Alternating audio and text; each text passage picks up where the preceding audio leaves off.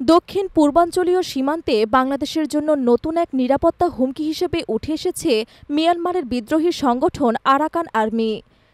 Rakhine রাজ্যভিত্তিক এ সংগঠনটি বর্তমানে মিয়ানমারের সেনাবাহিনীর বিপক্ষে যুদ্ধ চালিয়ে রাখাইন প্রদেশের প্রায় ৯৫% এলাকায় নিজেদের নিয়ন্ত্রণ প্রতিষ্ঠা করেছে।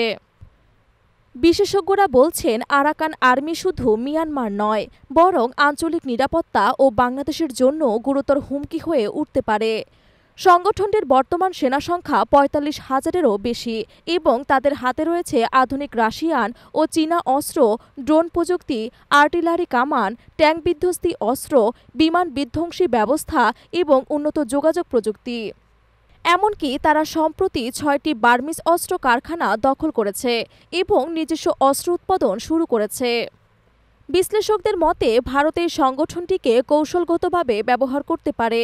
ভারতের লক্ষ্য হতে পারে রোহিঙ্গা প্রত্যাবাসন বন্ধ করা, পার্বত্য চট্টগ্রামে বিচ্ছিন্নতাবাদ উস্কে দেয়া এবং বাংলাদেশের ভেতরে অস্থিতিশীলতা তৈরি করা।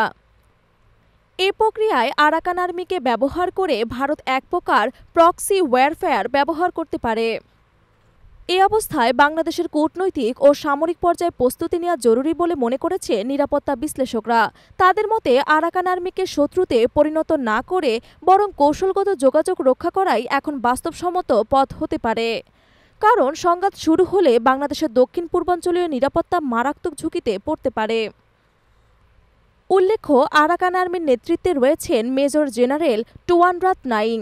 সংগঠনটির মূল উদ্দেশ্য রাখাইন অঞ্চলে পূর্ণ স্বায়ত্তশাসন প্রতিষ্ঠা এবং আরাকানি জাতীয়তাবাদের স্বীকৃতি আদায় করা।